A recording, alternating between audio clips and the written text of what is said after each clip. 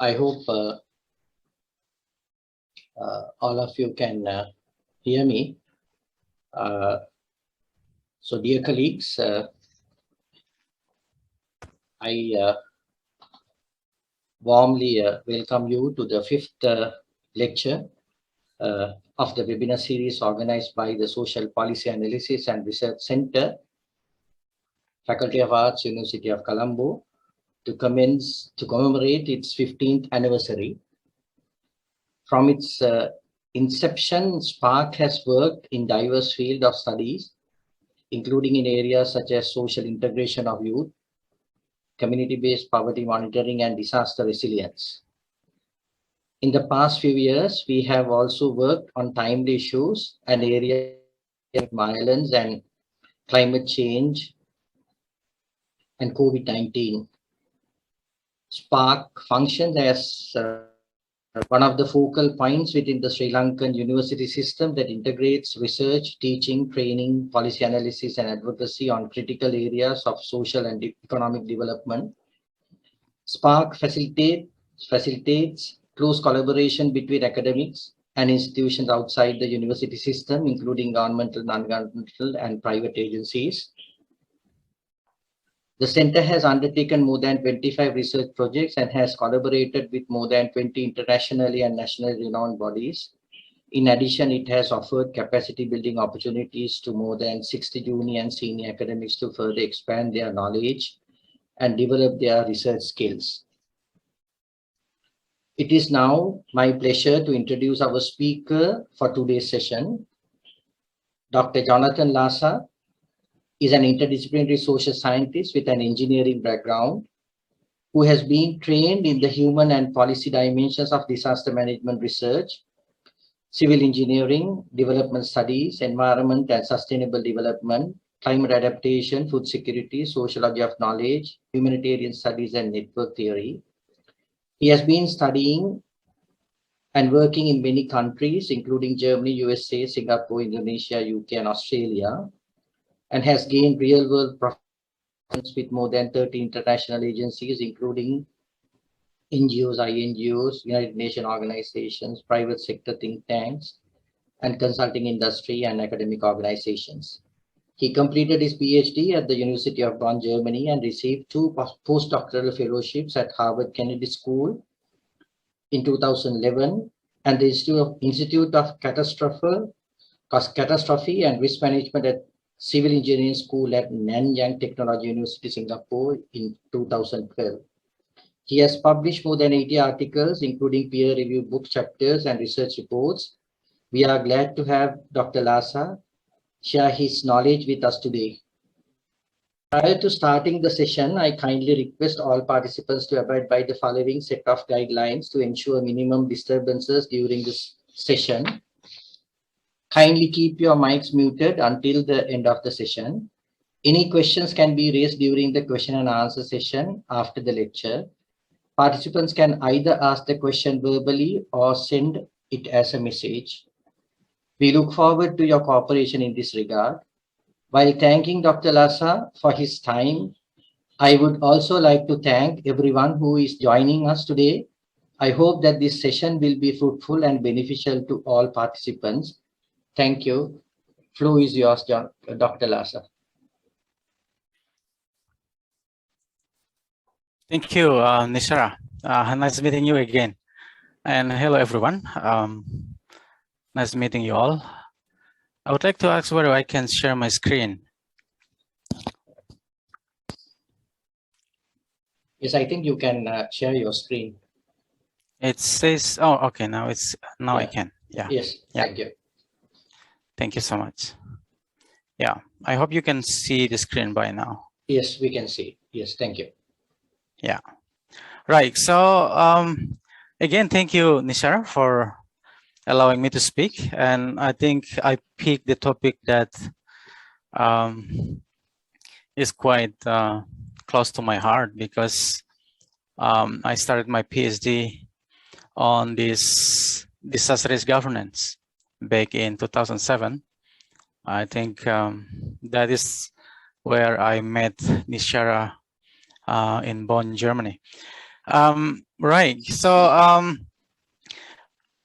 I was planned to do something else in my PhD. I was supposed to work on a human dimension, policy dimension of tsunami warning systems, but since there were a lot of PhD students working on the same topic, I convinced my PhD supervisor to shift from tsunami studies into disaster governance studies, because at the time when I started searching about this topic in August 2007 from UNU in Bonn, Germany, I found that only 10 hits on disaster governance and no definition provided about this. It was just kind of loose framing about how can we combine governance and disaster as a framework.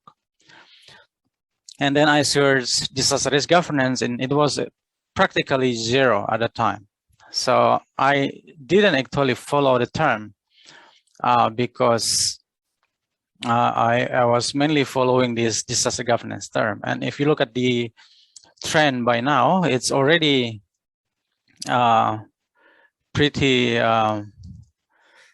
a lot for the moment. So this is the statistics last year. If you put the quote disaster governance, the hit was about 127,000 hits. If you do it without hits, by now it's already 100 millions. So there is an increasingly use of governance in the context of disasters and disaster reduction. Now, I'm glad with that, but I'm also actually worried with that kind of issues. And this is the time when I started to connect, between how countries experience risk and how they create institutional framework to deal with risk. And in that case, I tried to connect between risk governability and then disaster risk at one hand. And my hypothesis was it really depends on the quality of institutions in the country that serve, as a good predictor on how countries can actually govern and reduce their risk. So it was kind of very old motivation that remains relevant until today. And that in the beginning, I convinced my professor that this could be a pioneer research because nobody did that before. So as a PhD student at the time, I convinced that this could be something new. So at the time, I was a little bit struggled because in the institutional context where I operate during my PhD, there were a lot of engineers and technical people, especially scientists. Well, at the other hand, I also witnessed that there is some sort of Puritanism in the social science, especially the political scientists, when we talk about governance, as if they were the only people who can rightly study about this. But at the other end, you can see how engineers and many scientists also use the term without being aware about the complexity of the terms, the history of the terms, the true meaning of the terms, and so on. So at the end of the day, when I finished my PhD, I feel like my PhD thesis was a crap. So I stopped working on disaster governance until I think 6 years ago, I started again looking at what I have been doing and looking at what people have been doing on this topic.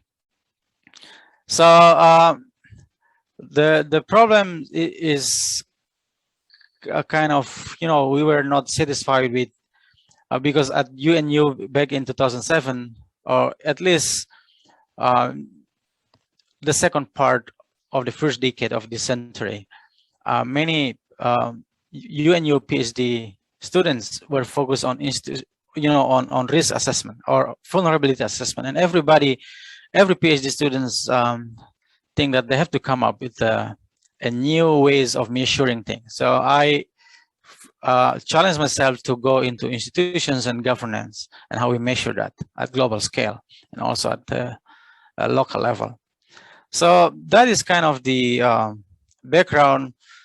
But the topic that I'm going to share with you today is I call it the 7th dimension of disaster risk governance. And the first 4 points are actually something that relates to my work. And there are 3 additional points that I think I missed during my PhD time, because at the time, my understanding about the topic was also limited.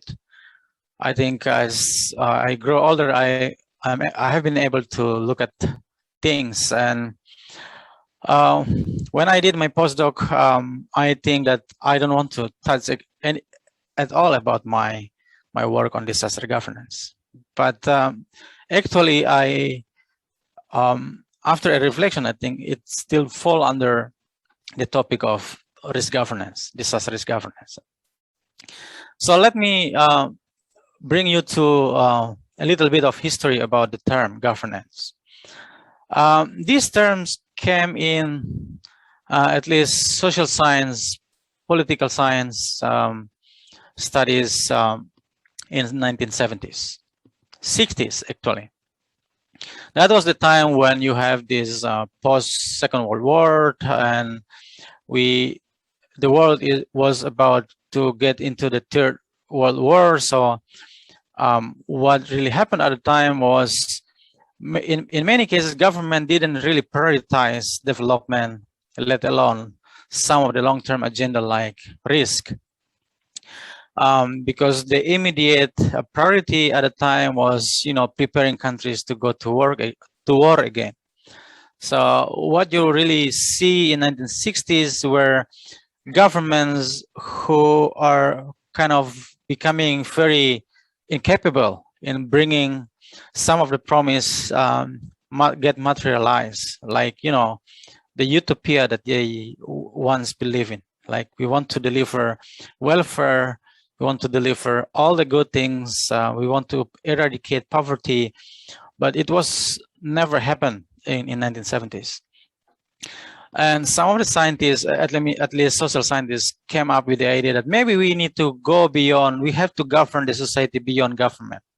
And that was the time when this term governance was popularized.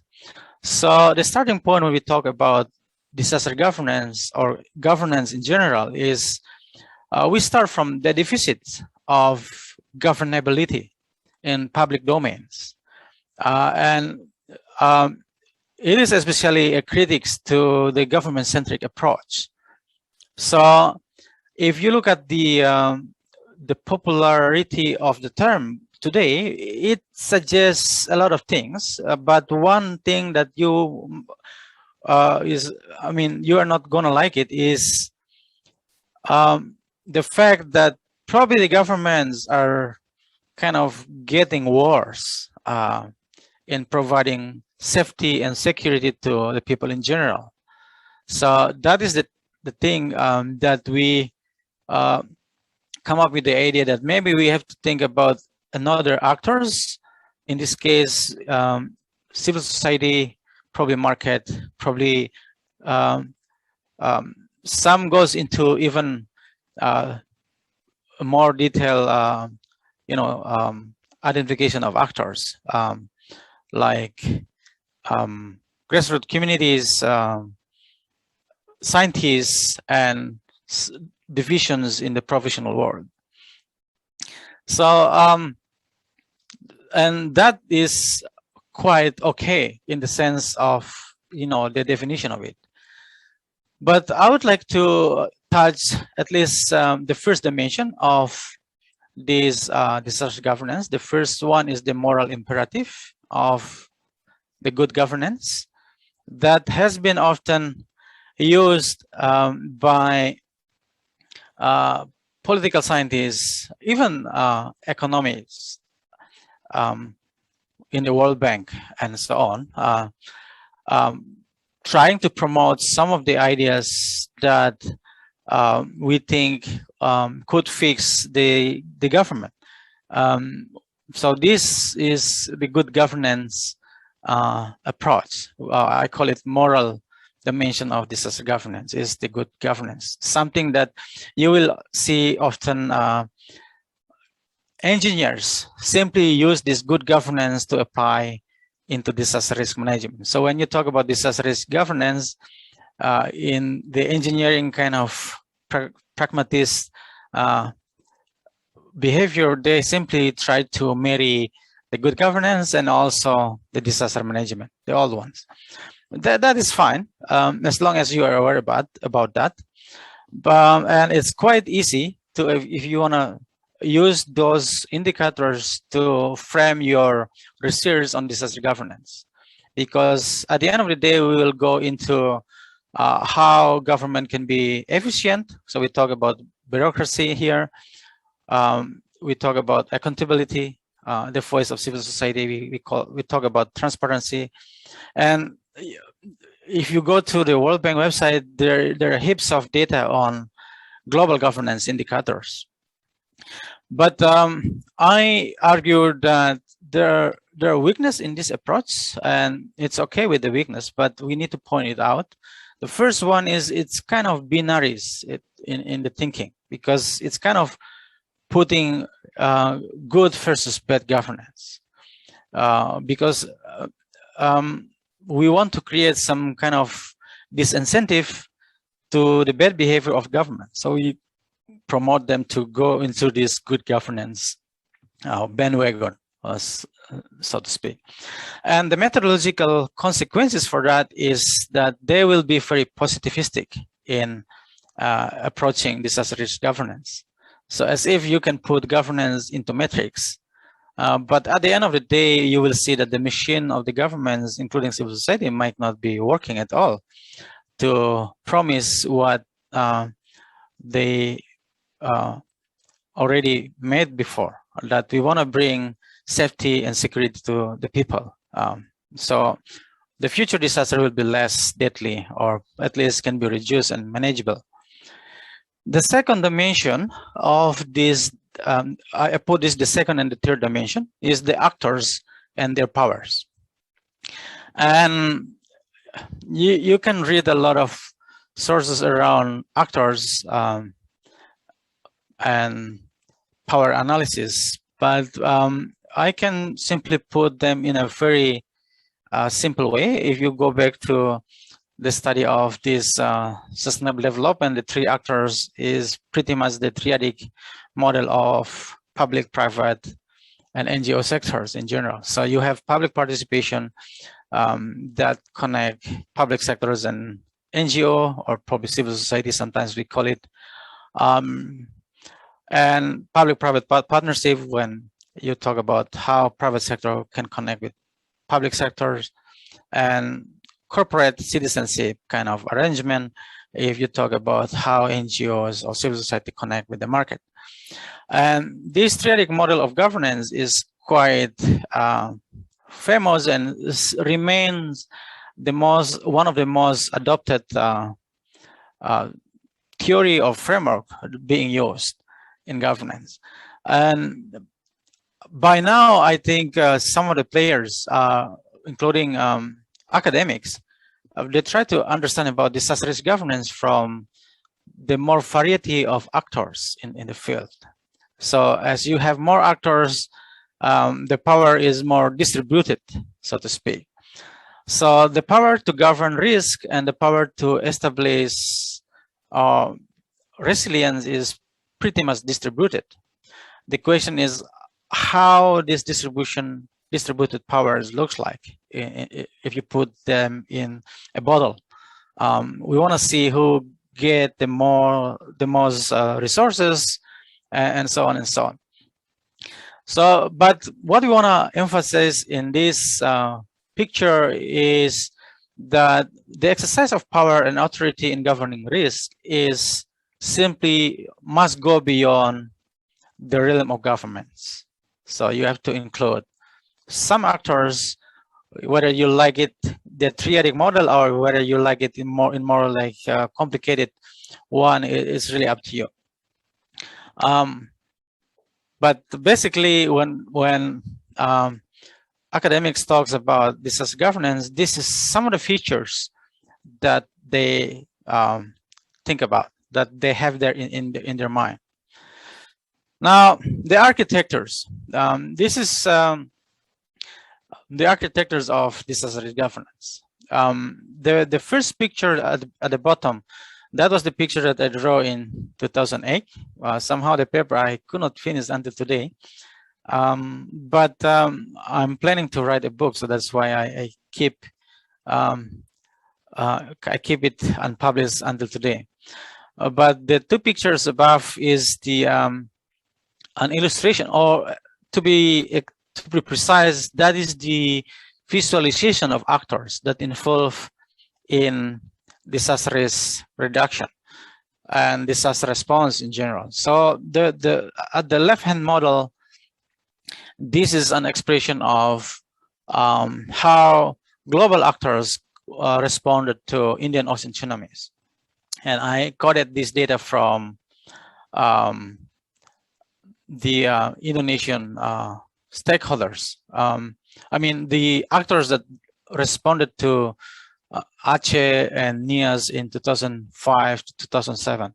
And they are included in this picture are UNs, INGOs, and it was like 100 agencies were able to respond to Indian Ocean tsunamis. So we quoted this actually from 5,000 projects and asking the simple questions on who gave money to whom, where, and when during the Indian Ocean tsunamis. And the second pictures here is we quoted the database from ADPC. It was, I think, founded by UNDRR back in the past, UNISDR. That was kind of 1,200 projects that they listed in their websites during 2000 to 2012. So the data was actually best updated. The final update was 2012. But what we want to show in here is we want to see players working on disaster governance, that disaster governance space. So in this case, you will see that the triadic model of governance was too simplistic. It's good for a peace of mind, but if you look at the real data of players, the player is quite complex. So you will see how multilateral agencies play roles in that, how bilateral cooperations play a role in the structure of disaster risk governance network in Asia and Pacific, for example. Now, so it's sometimes complicated, complex, and the colleagues from complexity science trying to explain that, well, you have to approach the complication or the complicated nature by a proper methodology. So one of the methodology that I use here is the complex network theory, or sometimes we can simply use the social network analysis in order to unpack about this relationship between actors in the region. So what we really want to understand in here is we want to see the hubs. The hubs are the dots or organization in this case that play a role in providing supports, but also receiving resources from the external, for example. In here, we want to say that the details are actually in detail. So until you know the structure of the network, until the structure of the network is understood, then you could actually separate the perceptions versus the reality of power.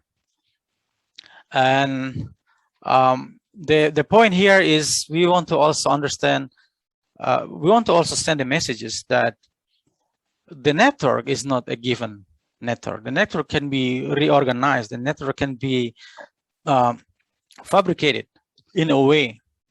So the network itself is not natural. The network is formed by certain interventions that maybe in the first place they didn't plan it, but somehow you get what you get what you get. The data suggests that some actors are quite dominant and they are not necessarily coming with positive agenda, because some of the feature can be very much like, you know, very in a way colonialist, because they're heavy dependent on some of the actors at the international level, for example. So the next feature of disaster governance is political will, and I was able to turn around my PhD thesis because I think people could not understand about institutions and institutional studies because it's kind of pretty abstract for them. So we reframe political will as the key features of governance and also institutional, I call it institutional vulnerability index, but we turn into what we call as political will index for disaster reduction.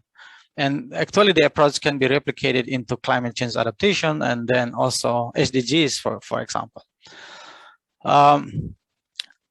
Basically what we introduce in this paper is the concept of governability. So the governability, we use the data from, we combine two data sets. One is the global governance indicators as a proxy for governability. And then also countries' answers to the Hyogo framework for disaster reduction, especially there are 2-3 variables that we combine, and we treat them as a proxy to governability. So, and then we combine them into one index, and then you will see that some of the data is quite, I mean, some of the result is quite predictable, that it follows the old moral approach, the good governance kind of good disaster governance kind of, you know, informed by global governance indicators. But at least it's not that kind of bias towards moral approach, because we want to combine with some of the answers that provided by member states to the UNDR, and the data was quite rich because we coded the data from 120 countries that report their progress over 2009 to 2015. And leadership.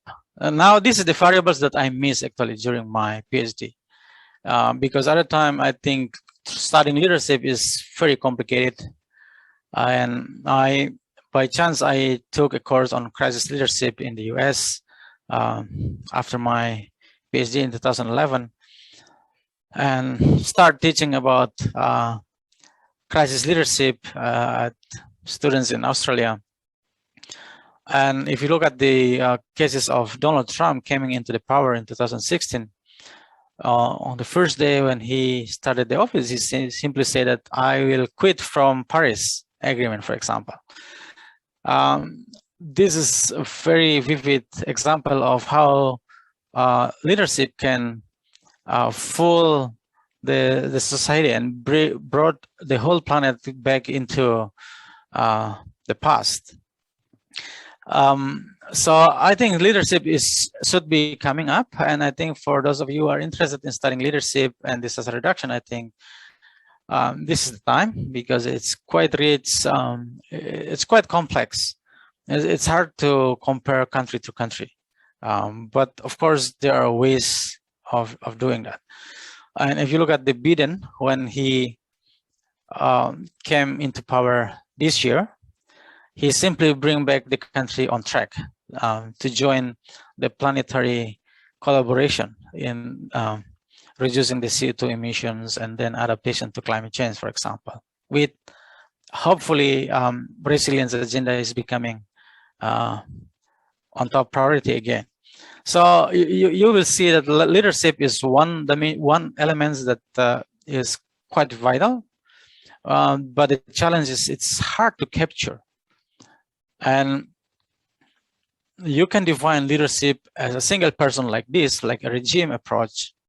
So Biden is not simply a president, but he himself is actually an institution, a regime that can create some sort of imperatives that drive the nations towards something.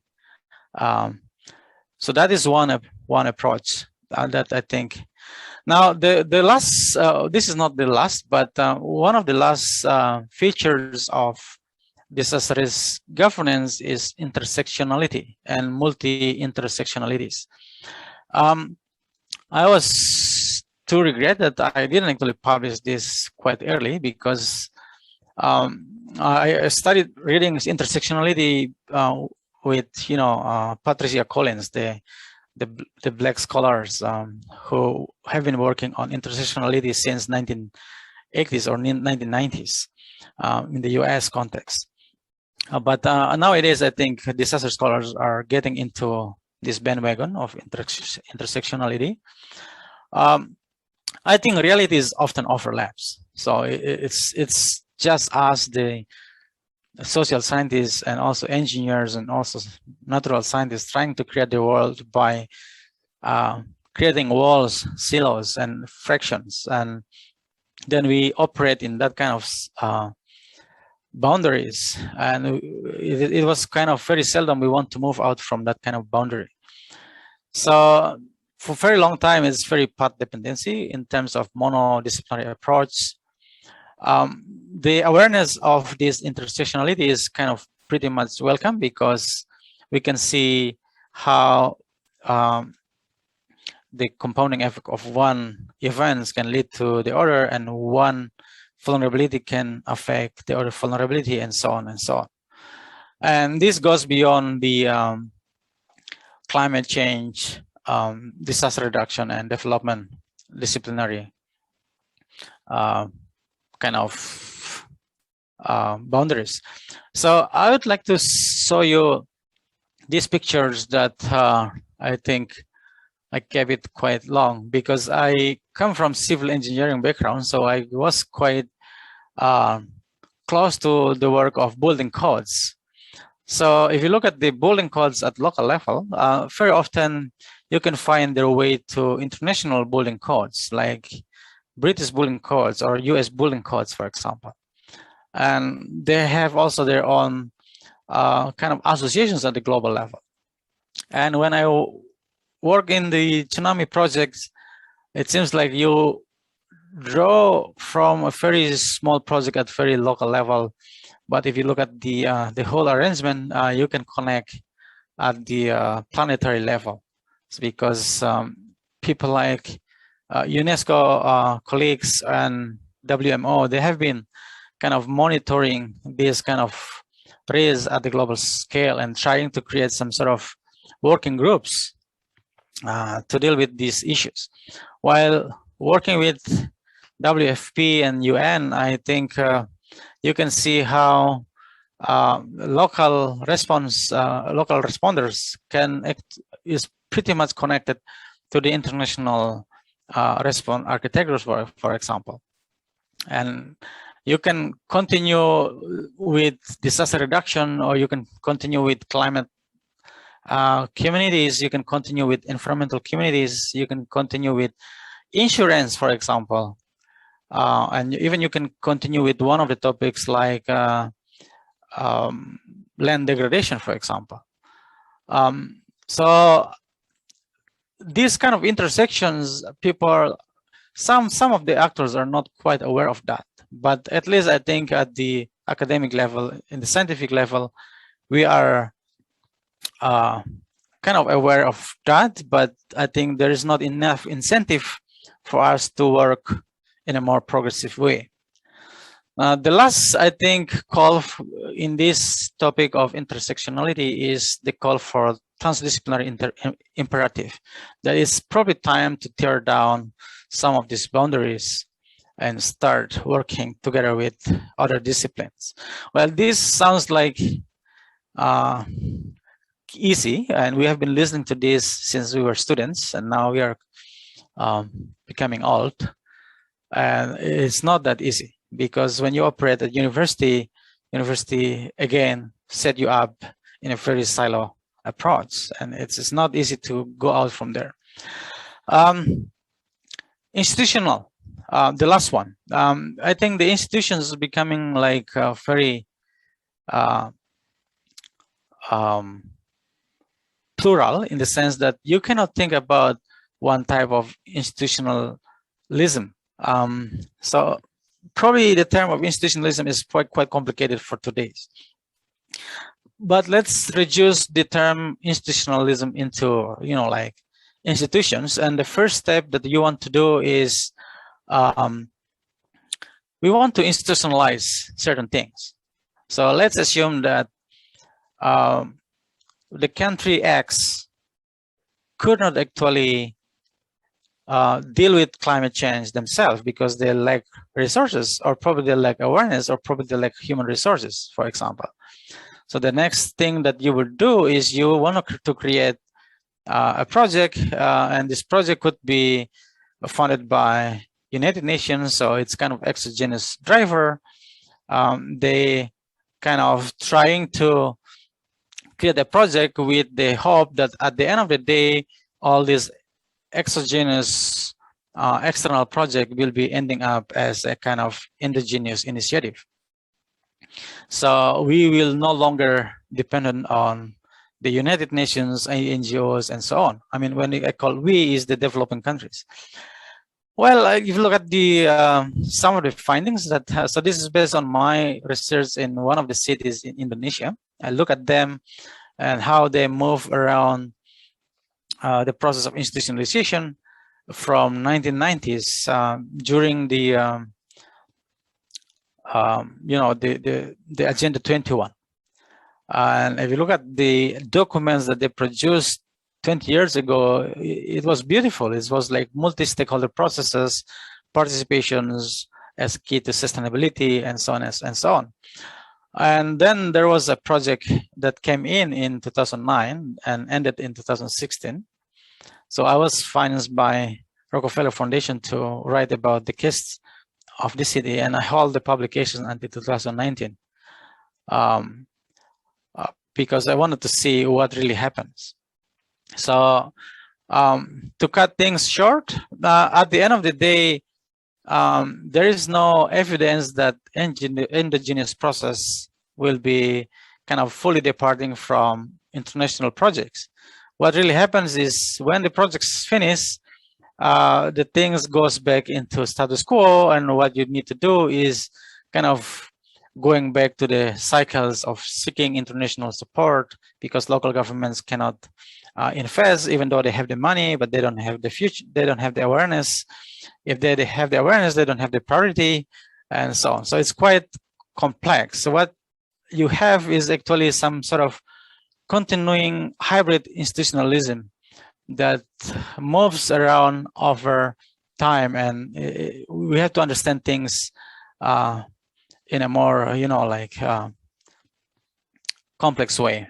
But what I suggest here is in a more like taking some time and long-term kind of observation in order to understand the whole process. So one of the champion program of this Rockefeller Foundation was they tried to create multi-stakeholder processes at the city level in Semarang City for 7 years. But at the end of the day, this multi-stakeholder platform was actually transferred into an NGO. So I wrote this paper. One of the paper is, when does institutionalization means NGOization? I interviewed some of the people, and they said, well, better to NGOize the project because at least you get something rather than nothing at all, because the governments remain status quo. And that is kind of providing me some kind of insights into how governance process move into the institutionalization process, but then you cannot have stabilized institutions. So at the end of the day, you go back into actors moving around and then trying to create new pathways. And we can actually predict what's going to happen next. But I think I will close down. I think I will end this talk with this slide, and I'm going back to you. Hopefully there will be some Q&A from you guys. Thank you. Going back to you, Fernando.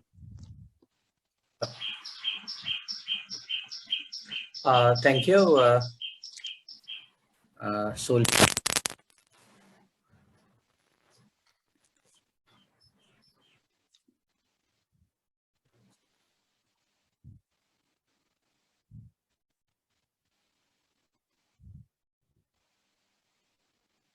Hello, Fernando. I think we lost you.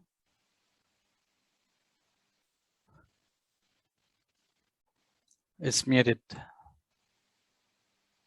Yes. So we have another 10 minutes.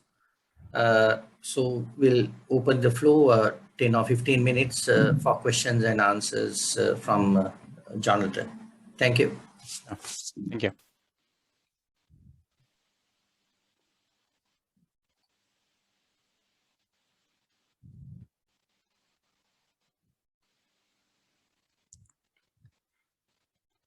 Any question? I hope it's not that confusing, but you can also write down in the chat box if you feel like talking is a little bit difficult because of the connection.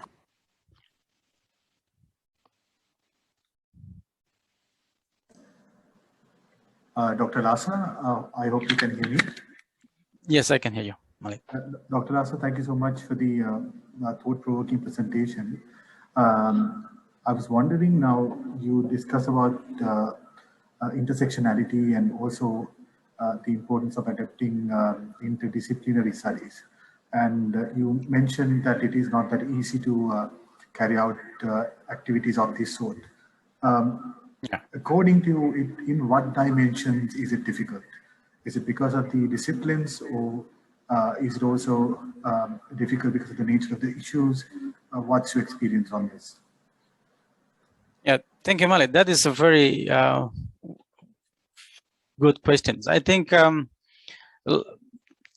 months ago, I got a feedback from 2 reviewers when we apply for Australian Research Council, because we wanted to study disaster payments and policy in Australia over the last 150 years.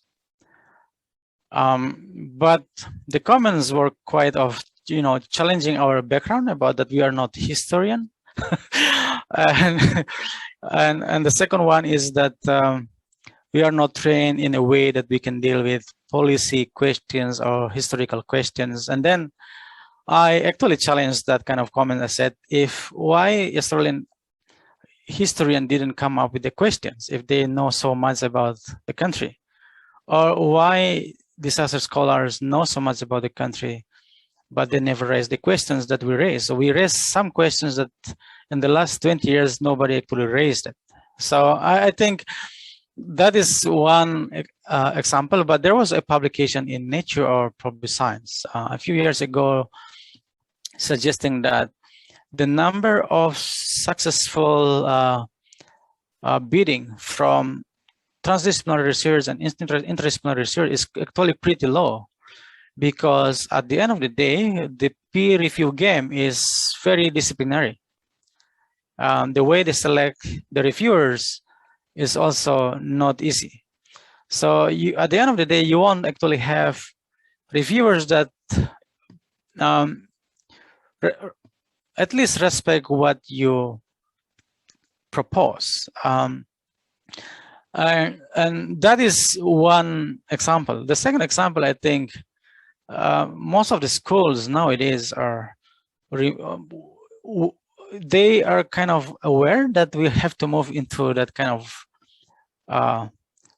transdisciplinary world, interdisciplinary collaboration. But if you look at the way recruiters have been doing, they're very much traditional in many sense.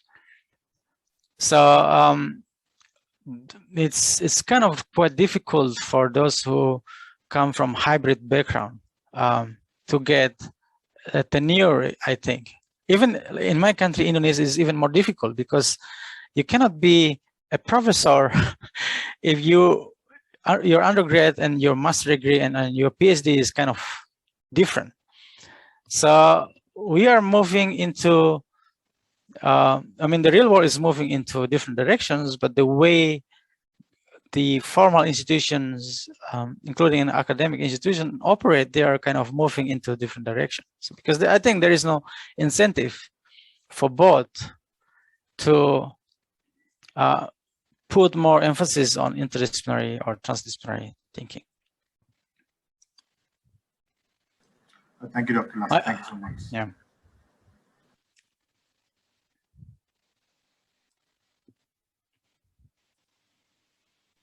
Any more questions from Dr. Lassa?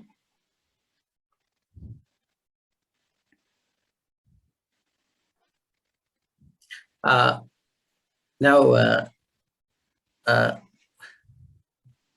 I was thinking, you know, now when it comes to the question of failure, Jonathan, yeah, right?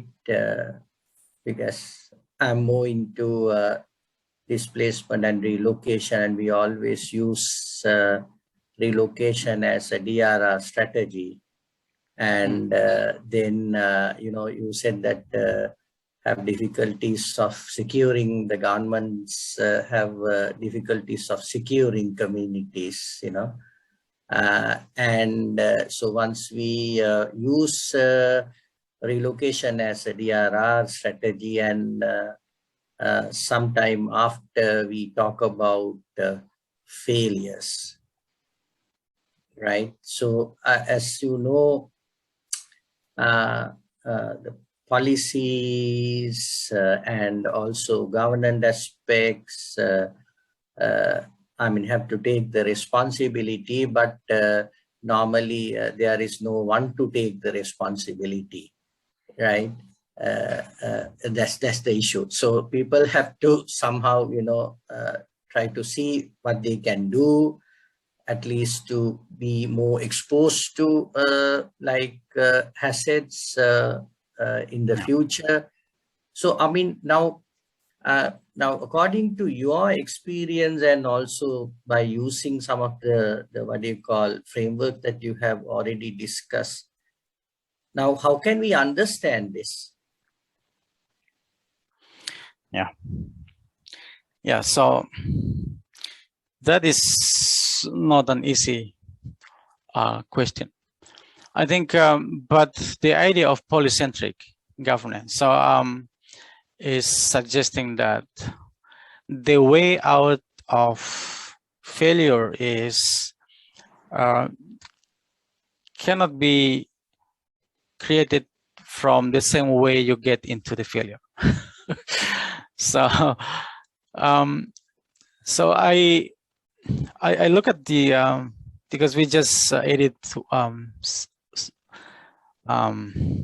ASEAN modules on shelter programming, and I think I was actually surprised to see how practitioners frame the you know, because they anticipate that governments will not be able to deal with all and will not be able to provide shelter. Just to provide you the context of this, Sarah, there is a tendency of, you know, the longevity of people being in temporary shelter and also transitional shelter longer than what we have seen 10 years ago. So what we are suggesting is actually things are getting worse. If you look at the UNHCR report 2017, if I remember correctly, the average year people stay in camps have been increased from less than 10 years to above 12 years. Now, in Indonesia case, we are moving into middle income country in the last at least 5, 6, 7 years. But the way governments deal with post-disaster relocation is kind of triggering us to questions about their commitment to providing protection to their own people after displacement.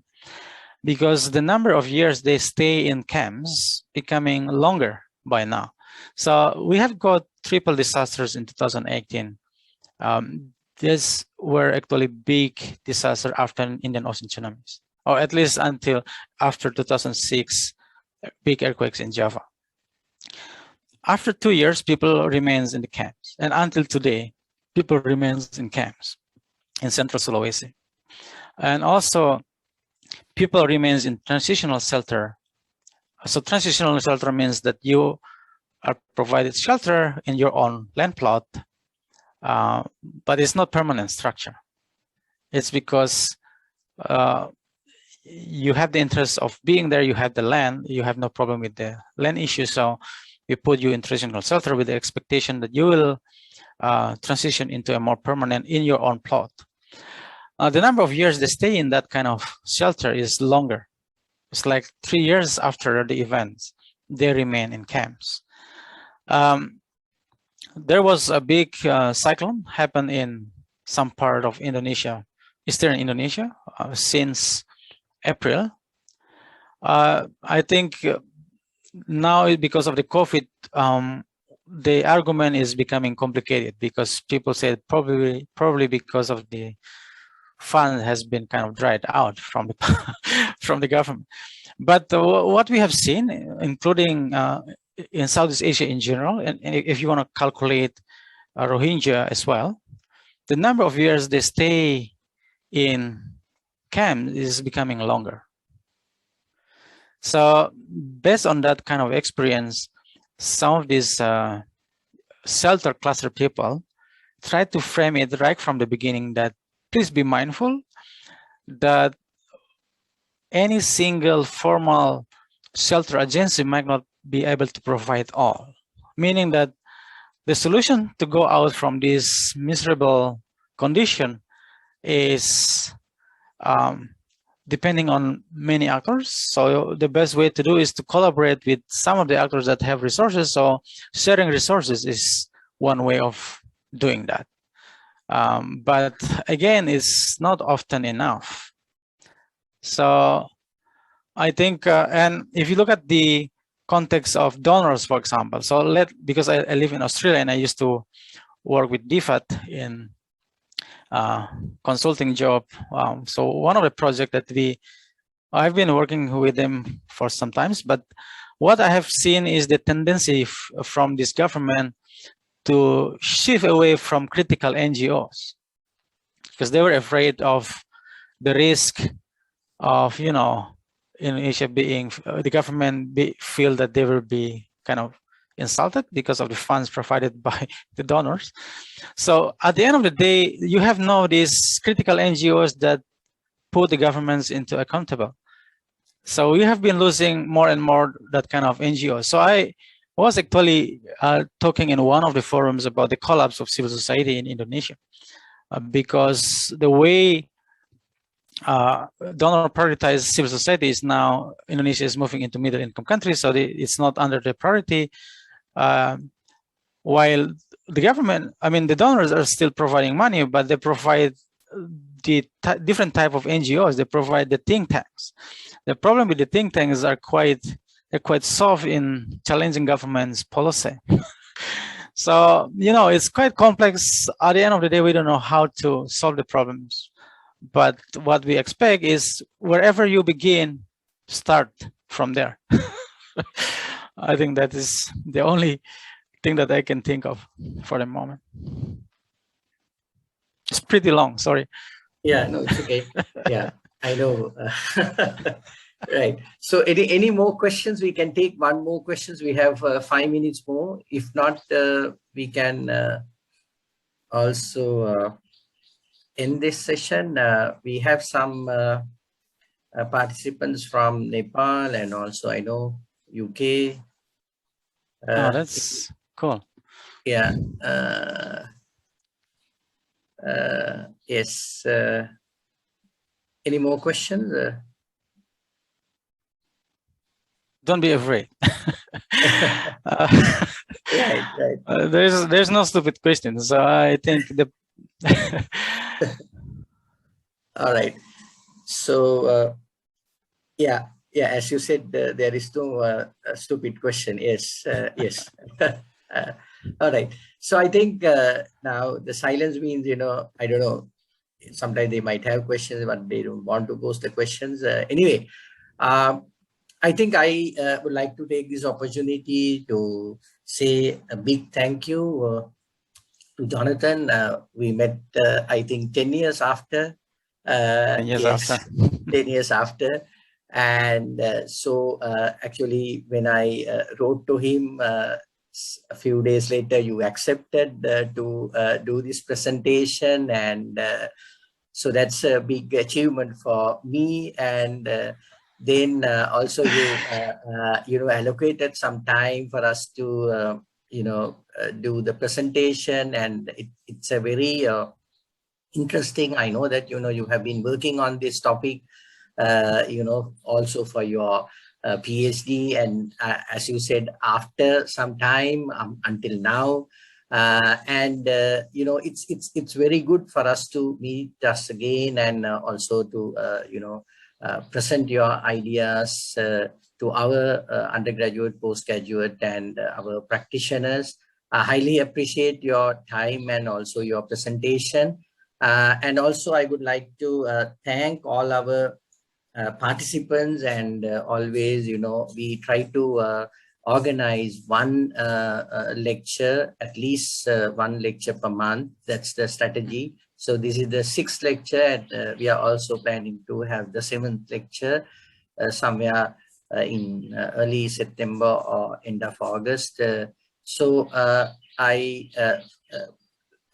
Finally, I would like to thank all the participants, and also I, invite them to continue, listening and also asking questions by logging into our webinar series, which we have been started 6 months ago.